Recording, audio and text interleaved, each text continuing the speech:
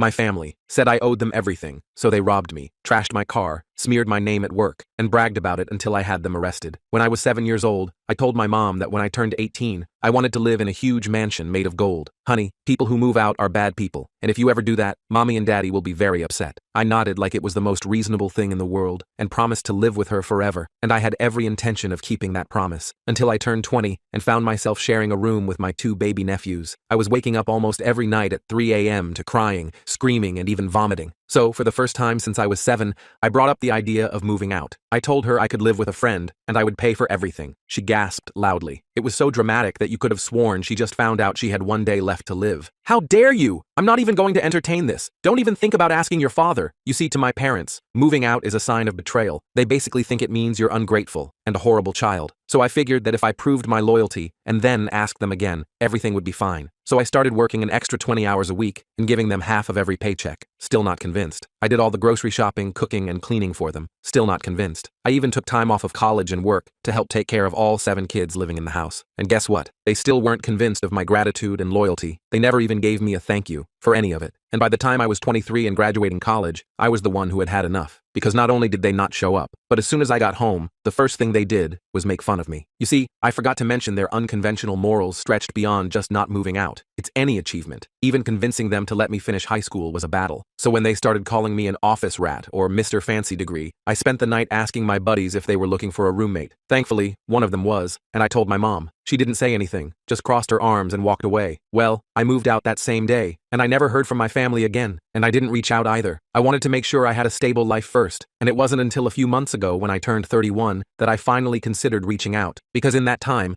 I had gotten an extremely beautiful and amazing fiancé, a nice car, and a very solid career, which meant I had enough money to not only pay off my parents' mortgage, but also to help contribute to a new house for them and the kids. As I wrote out the check for $200K, I felt a sense of pride, because I was finally able to give back to my family, show them how much I love them, and that's when I did something extremely crazy and reckless. I invited my entire family over for dinner. It was via email, and was the first time we had spoken in 8 years. My mom replied almost instantly, and said they'd all be attending. My heart jumped. I really thought this was going to be the moment our relationship is rebuilt. In the days leading up to it, I did everything I could to make sure it was perfect. I planned on cooking 3 homemade recipes, and even set up a little play area for the little ones. I didn't want to get my hopes too high, but as I set up, I couldn't stop fantasizing about what they might say. We loved you all along. We missed you so much, were all things I longed to hear. So when the moment finally came, and they were at my doorstep, me and my fiancée, Ella, happily welcomed them inside. My 2 nephews came, along with my 4 nieces, 3 aunts, uncle, and my parents. Aside from some small talk, the house was pretty much silent for a while. I felt so awkward that I broke the silence by taking out the fat check and handing it to them. This is for your mortgage, and some extra to help you in the future. Oh wow, my mom was the first to speak. So you think you can just abandon your family and come back with some money like nothing ever happened? I felt that familiar pain again, like a wound being poked. I'm sorry, Mom. Sorry? This time it was my dad who interrupted. Oh yeah, I'm the most ungrateful and worthless piece of crap, but hey, at least I'm sorry. He said it in a sarcastic tone to mock me. I swear I was about to start crying, but then my mom chimed back in to change the topic. She pointed to Ella before saying, I hope you're not actually with this sorry excuse for a woman. I stared at the check in my mother's hand. The smell of the freshly cooked dinners hit my nostrils. Suddenly, all my sadness and guilt was replaced with a deep, unearthing rage. I grabbed Ella's hand, shoved the adults out of the way, and walked out. We got in the car and drove around the corner. Ella wasn't upset either. In fact, she was just as angry as me. We didn't say much, but she knew I was done with them. It had been building for years. Today was just the breaking point, my reality check. I knew I couldn't ignore it, that I had to do something. I couldn't finish the story in this short video, but it gets intense. They're still in our apartment, Ella finally said, checking her phone. Your mom's texting me now. She showed me the screen. My mom had somehow got Ella's number and was sending a barrage of messages, each one nastier than the last. I called Michael, explained the situation, and he offered to let us crash at his place for the night. We stopped at a convenience store for toothbrushes and drove to his apartment across town. The whole time, my phone was blowing up with texts and calls from various family members. When we got to Michael's, I finally looked at the messages. My mom was demanding I come back immediately. My dad was threatening to take what they were owed from our apartment if I didn't return. My aunt was calling me selfish and ungrateful. They were all acting like I was the villain in this story. I turned off my phone and tried to sleep on Michael's couch, with Ella curled up beside me. Around 3 a.m., Michael's neighbor knocked on the door. He looked concerned. Hey man, aren't you staying in building 1400? I just drove past and there were people carrying stuff out to a truck. I sat bolt upright. They were robbing us. My own family was robbing our apartment. Michael offered to drive us back, but I was worried about confrontation turning violent. Instead, I called the non-emergency police line. I explained the situation calmly. Unauthorized people were removing items from my residence. I didn't mention they were family. We arrived back at our apartment complex just as a patrol car pulled up. I could see my parents' old minivan and my uncle's pickup truck parked out front, both loaded with what looked like our electronics and Ella's art collection. My dad was carrying our TV down the stairs when he spotted me. For a split second, I saw something I'd never seen on his face before. Shame. Then it was gone, replaced by the familiar scowl. "There he is, officer," my mom shouted from behind him. "Our son who stole our money and is now trying to get us arrested." The police officer looked between us, clearly trying to piece together a messy family situation. "Sir, is this your residence?" he asked me. "Yes, it is. I have ID with this address, and the lease is in my name." I pulled out my wallet. While the officer was checking my ID, my mom stormed up to me. "You ungrateful child. After everything we've done for you, we raised you, fed you, clothed you, and this is how you repay us." Ella stepped forward. "Ma'am, you're currently stealing from our home. I don't think you're in a position to talk about gratitude." My mom turned her rage on Ella.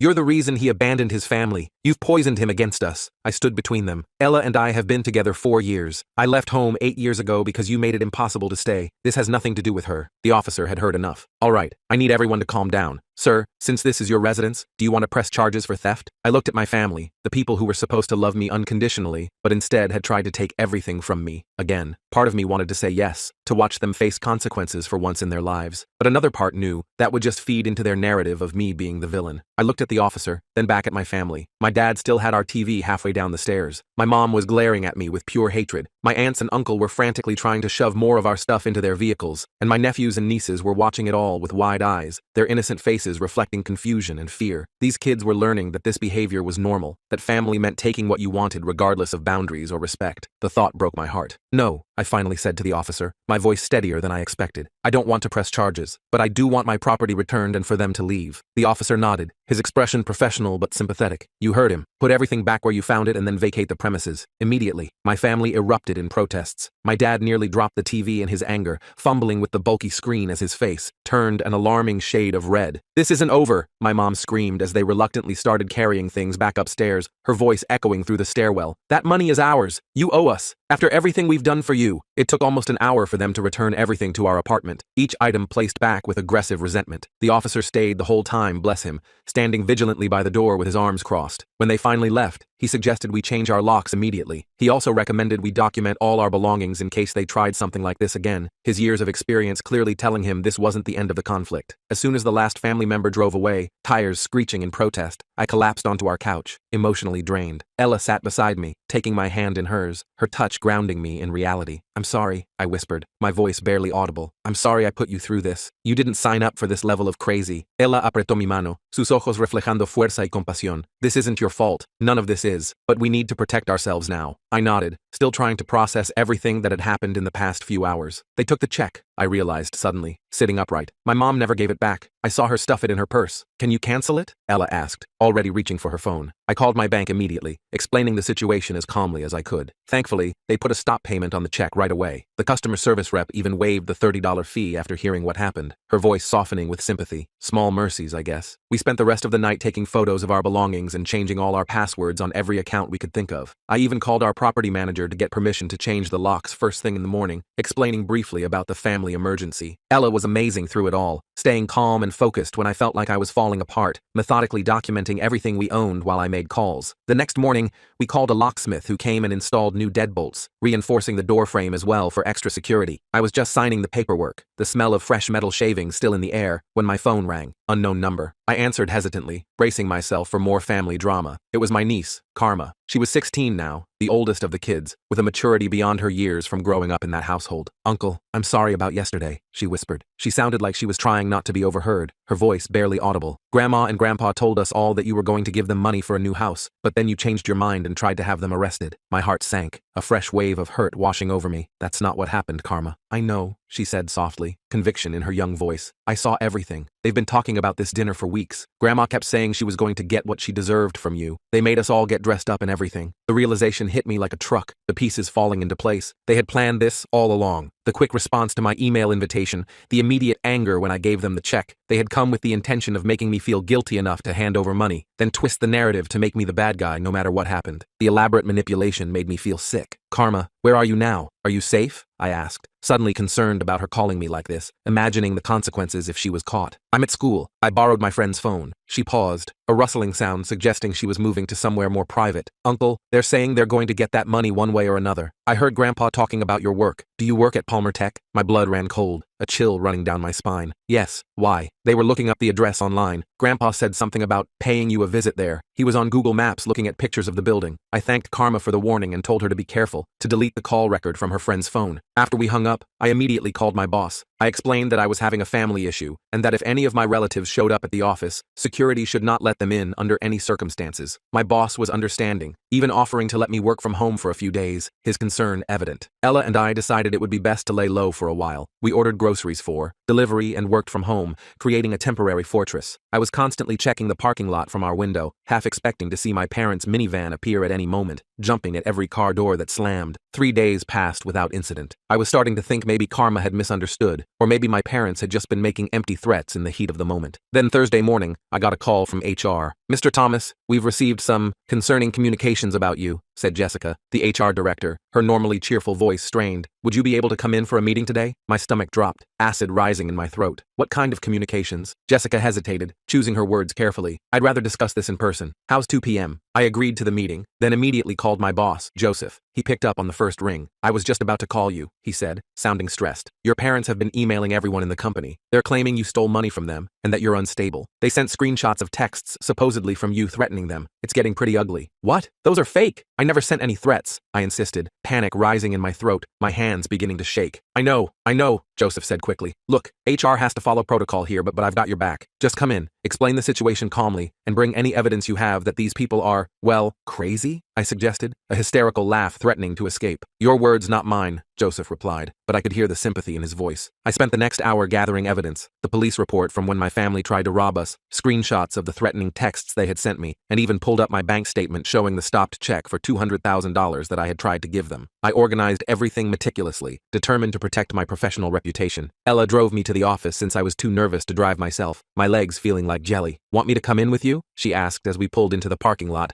squeezing my knee reassuringly. No, I need to handle this myself, I said, trying to sound more confident than I felt, straightening my tie nervously. But thank you. I walked into the HR meeting room at exactly 2 p.m., clutching my folder of evidence. Jessica was there, along with Joseph and someone from legal, a woman I recognized but couldn't name. They had a folder of printouts in front of them, looking solemn. Thank you for coming in, Jessica began formally. We've received multiple emails from people claiming to be your parents. They've made some serious allegations against you, including theft and threatening behavior. As I'm sure you understand, we have to address these claims. I took a deep breath, centering myself. I understand, and I appreciate you giving me the chance to address this. My parents and I have a complicated relationship. I recently offered them financial help, which they took, but then became angry when I wouldn't give them more. Now they're retaliating. Let me show you what actually happened. I went through the entire story, showing them my evidence as I went. They listened attentively, occasionally asking clarifying questions, their expressions shifting from concern to understanding. When I finished, there was a long silence, the tension in the room palpable. Well, Jessica finally said, exchanging glances with the others, this is certainly a unique situation, but based on your performance history and the evidence you've provided, we have no reason to doubt your account. Relief washed over me, my shoulders dropping several inches. Thank you. That said, she continued, straightening a paperclip on the table, we need to address the ongoing disruption. These emails are flooding our inboxes and affecting business operations. The legal representative spoke up, her voice crisp and professional. We can send a cease and desist letter to your parents, making it clear that continuing to contact the company will result in legal action. This would come from the company, not from you personally. I nodded gratefully. I think that would be best. Joseph clapped me on the shoulder as we left the meeting, the gesture supportive and reassuring. Don't worry about this affecting your position here. We all have family drama sometimes, though yours is, he trailed off, searching for a diplomatic word. A complete nightmare? I suggested, managing a weak smile. He laughed. Something like that. I thought that would be the end of it. The company sent the cease and desist letter, and the emails stopped abruptly. Ella and I started to relax a little, the constant tension beginning to ease. We even went out for dinner one night, our first time leaving the apartment together in over a week, enjoying a quiet meal at our favorite Italian place. That was when things got even worse. When we got home from dinner,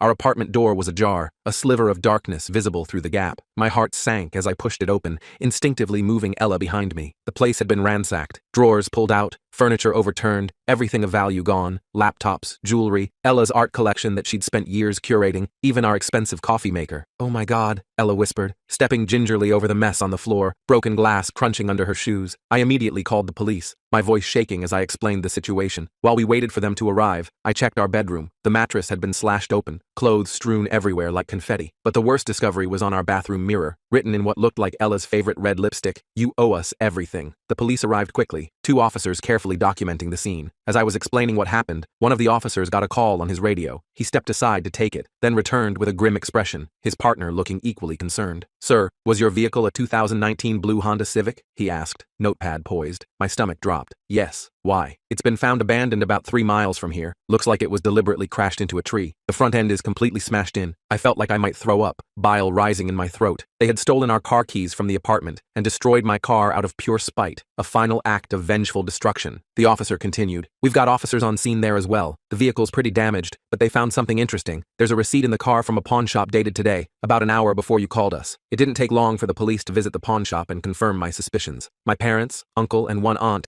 had sold most of our valuables there, caught clearly on camera. The security camera footage showed them clear as day, my father even smiling as he pocketed the cash. Between the break-in, car theft, and pawn shop evidence, the police had enough to arrest them for felony charges, but they couldn't find them. My family had apparently skipped town right after pawning our stuff, vanishing like smoke. The next few days were a blur of insurance claims, police reports, and trying to piece our lives back together. Our renter's insurance covered most of the stolen items, but the emotional damage was harder to quantify. Ella was jumpy every time she heard a noise in the hallway, her eyes constantly darting to the door. I couldn't sleep for more than an hour without waking up in a panic, drenched in sweat. A week after the break-in, I got a text from Karma again. "Grandparents staying at Uncle Robert's cabin upstate. They're bragging about what they did. I'm scared." I immediately forwarded the message to the detective handling our case. Within hours, they had dispatched officers to the cabin and arrested my parents, aunt, and uncle. The relief I felt was overwhelming, but short-lived, because now came the hard part, deciding whether to press charges against my own family. The detective explained that with the evidence they had, my family was looking at serious jail time. Part of me wanted that, wanted them to finally face consequences for their actions, but another part of me thought about the kids, especially Karma. What would happen to them if all the adults went to prison? I spent a sleepless night weighing my options, staring at the ceiling as Ella slept fitfully beside me. In the morning, I called the detective. My decision made. "I want to press charges," I said firmly, "but I'm concerned about the children in the household." The detective assured me they would coordinate with Child Protective Services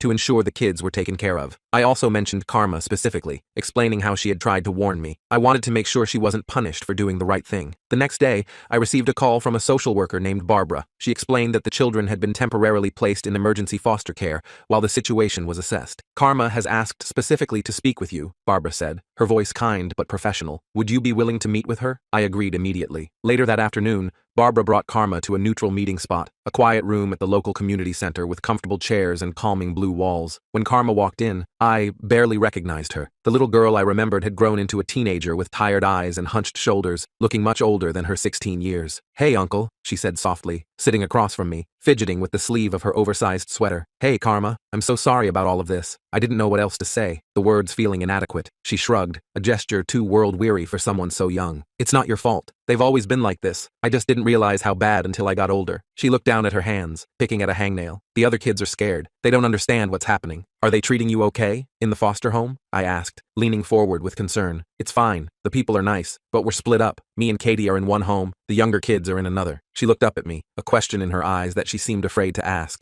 vulnerability shining through her careful composure. "What is it, Karma?" I asked gently. She took a deep breath, gathering her courage. "I was wondering if maybe, I know it's a lot to ask, but maybe you and Ella might consider taking us, or at least some of us, just until things get figured out." The question caught me off guard. I had barely been able to protect myself and Ella from my family. How could I possibly take on the responsibility of caring for children? "I'm not saying forever," Karma added quickly when I didn't immediately respond, words tumbling out nervously. "Just, the little ones keep asking for family, and you're the only good family we have." Her words hit me hard. The only good family we have. Despite everything my parents had done to me, these kids still saw me as family, as good family. The weight of that trust was both overwhelming and humbling. "Let me talk to Ella," I finally said, "and we'd need to talk to Barbara about what's involved. It's not a simple process." Karma nodded, a tiny spark of hope in her eyes, the first brightness I'd seen there today. That evening, I explained everything to Ella. I expected her to be hesitant. After all, we were still dealing with the aftermath of the break-in, and taking in children was a massive responsibility, one we hadn't planned for. "We should do it," she said without hesitation, surprising me completely. "Really? You'd be okay with that?" I asked, searching her face for any sign of doubt. Ella took my hands in hers, her expression resolute. "Those kids need someone stable in their lives, someone who can show them what a healthy family looks like. Who better than us? I kissed her, overwhelmed with gratitude for this amazing woman I was going to marry. The next day, we met with Barbara to discuss becoming emergency foster parents for the children. The process would be expedited given the circumstances, but we'd still need to complete background checks, home inspections, and training. It would be at least a couple of weeks before any of the children could potentially be placed with us. In the meantime, my parents' court date was approaching. The prosecutor had reached out to discuss my testimony. The evidence against my family was overwhelming. Security footage, fingerprints, the pawned items, the crashed car, and my testimony. They were facing significant jail time. 2 days before the court date, I received a call from an unknown number. Against my better judgment, I answered. Hello? Don't testify. It was my father's voice, low and threatening. You testify against us, and you'll regret it for the rest of your life. My hand tightened around the phone. Are you threatening me? Because that's another charge they can add to your list. It's not a threat. It's a promise, he growled. You think you know everything? You have no idea what we're capable of. Actually, I think I have a pretty good idea now, I replied, trying to keep my voice steady. Theft, destruction of property, harassment, breaking and entering. What else am I missing? There was a pause. Then he said something that chilled me to the bone. Ask Ella about Portland. Ask her what really happened there. The line went dead. I stared at my phone in confusion. Ella had lived in Portland for a year before we met. She'd mentioned it was a difficult time in her life, but hadn't gone into details, and I hadn't pushed. When Ella got home from work that evening, I told her about my father's call. Her face went pale when I mentioned Portland. What did he mean, Ella? What happened in Portland? She sat down heavily on our couch. I don't know how they could possibly know about that. She took a deep breath. I had a mental health crisis when I lived there. I was hospitalized for a while. It's not something I talk about because I'm still ashamed of how bad things got. I sat beside her, taking her hand. You have nothing to be ashamed of. But how could my parents know about this? I have no idea, she whispered. It's not public information. The only people who know are my parents and my old therapist. A horrible thought occurred to me. My parents mentioned looking me up online after I left. What if they've been stalking me, and by extension you, all these years? What if they contacted your family somehow? Ella's eyes widened. My mom would never, but my dad might. He never approved of me moving away from home. He's still pretty traditional in some ways. I pulled out my phone and dialed Ella's mom's number. She picked up on the third ring. Hello, Thomas? Is everything okay? She sounded concerned. Ella and I usually called her together on Sundays. Hi, Mrs. Johnson. Quick question. Has anyone contacted you recently asking about Ella, specifically about her time in Portland? There was a pause. Actually, yes. A woman called about a month ago claiming to be doing a background check for a job Ella had applied for. She asked some very personal questions. I refused to answer and told her to contact Ella directly. My heart sank. Did she say her name? Let me think. I believe she said her name was Karen, my aunt's name. They had been planning this for weeks, gathering ammunition to use against us if things went south. I explained the situation to Ella's mom, who was horrified. She promised to call Ella's father and find out if he had been contacted as well. When I hung up, Ella was shaking. They're trying to use my mental health history against me? To what end? To discredit us both, I realized. If they can paint you as unstable and me as someone who enabled your instability, they might think they can create reasonable doubt about our version of events. Ella's expression hardened. Well, it won't work. I'm not ashamed of getting help when I needed it, and I have years of stable employment and references who can vouch for my character. I pulled her into a hug. We're not letting them win. Not this time. The court date arrived faster than I expected. I barely slept the night before, my mind racing with worst-case scenarios. What if my parents somehow convinced the judge they were innocent? What if they managed to twist things around and make me look like the bad guy? Ella must have sensed my anxiety because she rolled over at 3 a.m. and just held me until I finally dozed off. We arrived at the courthouse early, me in the only suit I owned, and Ella looking professional in a simple blue dress. Our lawyer, Sarah, met us in the lobby. We'd hired her using most of our remaining savings because we knew my family would try every dirty trick possible. Remember, Sarah said as we walked toward the courtroom, stick to the facts. Don't let them provoke an emotional response. That's exactly what they want. The courtroom was smaller than I expected. When my parents were brought in wearing orange jumpsuits, I almost didn't recognize them. My dad looked 10 years older, his face gaunt. My mom's hair was pulled back in a messy ponytail instead of her usual perfect styling. They both glared at me with so much hatred, I had to look away. My aunt and uncle were there too, sitting behind their lawyer, whispering frantically. When they spotted me, my aunt made a slashing motion across her throat. Real, mature. The proceedings started, and I tried to focus on the judge's words instead of the burning stares from my family. When it was my turn to testify, I walked to the stand on legs that felt like jelly. After being sworn in, I took a deep breath and told my story, keeping my voice as steady as possible. I described finding my apartment ransacked, the threatening message on the mirror, my destroyed car. I explained the years of emotional abuse, the manipulation, the way they'd tried to isolate me from everyone. I even mentioned how they'd tried to dig up dirt on Ella. My parents' lawyer tried to paint me as ungrateful and money-obsessed. He suggested I was the one who had demanded money from them, not the other way around. When he brought up Ella's hospitalization in Portland, Sarah objected immediately. The judge sustained it, giving my parents' lawyer a stern warning about relevance. When it was my parents' turn to testify, my mom put on an Oscar-worthy performance. She cried about how I'd abandoned the family, how she'd sacrificed everything for me. My dad claimed they only took what was rightfully theirs after I'd promised them money and then changed my mind. But their story had too many holes. The security footage from the pawn shop clearly showed them selling our belongings. The handwriting analysis matched my mom to the lipstick message on our mirror, and their previous harassment of my workplace had been well documented. After what felt like an eternity, the judge announced his decision. My parents, aunt, and uncle were found guilty on all counts. He sentenced them each to 3 years in prison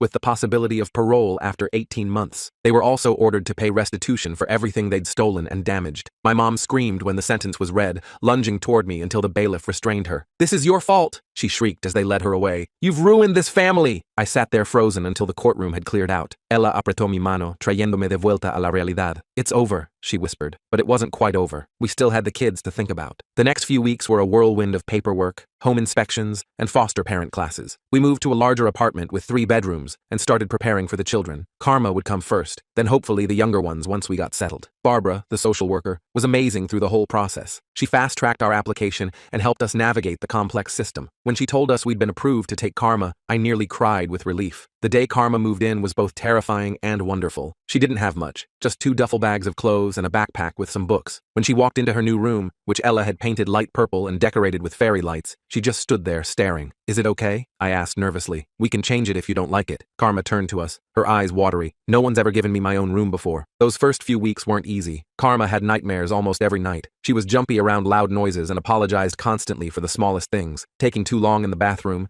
eating too much at dinner, leaving a cup on the coffee table. It broke my heart to see how conditioned she was to expect punishment for normal human needs. Ella was incredible with her. She showed infinite patience, gently reassuring Karma that she wasn't in trouble, that she was safe here. Slowly, Karma started to relax. She even smiled occasionally, a small, hesitant thing that lit up her whole face. A month after Karma moved in, Barbara called with good news. They were ready to place 2 more children with us, Katie, who was 10, and Mason, who was 7. The youngest 2 would remain in their current foster home for now, as they were doing well there and had bonded with the family. Katie and Mason arrived on a rainy Sunday afternoon. Katie was serious and watchful, her eyes constantly scanning for threats. Mason hid behind her at first, peeking out occasionally with curious eyes, but by dinner time, he was chattering away about dinosaurs, his earlier shyness forgotten. That night, after the kids were asleep, or pretending to be, I could hear Katie whispering to Mason through the wall. Ella and I collapsed onto our bed, exhausted but happy. "We're really doing this," I said, staring at the ceiling in disbelief. Ella se apoyó en un codo. "Do you regret it?" I thought about dinner earlier, how Karma had helped set the table without being asked, how Katie had carefully cut Mason's chicken into bite-sized pieces, how Mason had declared my mediocre spaghetti the bestest ever. I thought about the thank you note Katie had shyly handed me, written in careful block letters. "Not for a second," I answered honestly. The months passed in a blur of school runs, homework help, and doctor appointments. There were difficult days, like when Mason had a complete meltdown in the grocery store, or when Katie refused to speak for 3 days after a phone call with a social worker. But there were amazing moments too. Karma getting an A on her history project, Mason losing his first tooth, Katie finally calling our apartment home. 6 months after the kids moved in, we received a notice that my parents were eligible for their first parole hearing. The thought of them being released sent me into a panic spiral. What if they came after us again? What if they tried to take the kids? Sarah, our lawyer, helped us file for a permanent restraining order against my entire family. She also connected us with a family court attorney to discuss more permanent custody arrangements for the children. The goal was still family reunification according to the system, but given the circumstances, there was a strong case for terminating my parents' parental rights. The day of the parole hearing arrived. I decided to attend, despite Ella's concerns, leaving her home with the kids. I needed to face my family one more time, to make sure they understood I wasn't backing down. The prison meeting room was cold and sterile. My parents shuffled in wearing handcuffs, looking smaller somehow. My mom's eyes widened when she saw me, a confusing mix of emotions crossing her face. During the hearing, I spoke about my concerns for the children's safety if my parents were released. I described the ongoing therapy the kids needed to deal with the trauma they'd experienced. The parole board listened attentively, taking notes. When it was my parents' turn to speak, my dad went first. He gave a rehearsed-sounding apology, talking about anger management classes he'd taken in prison. But there was no real remorse in his voice, just calculation. My mom was different. She looked directly at me as she spoke. "I've had a lot of time to think in here," she said, her voice hoarse. "I've realized I don't know how to love properly. I never learned it from my own parents. I thought love meant possession, control. I thought if my children left me, it meant they didn't love me." I stared at her, waiting for the manipulation, the guilt trip,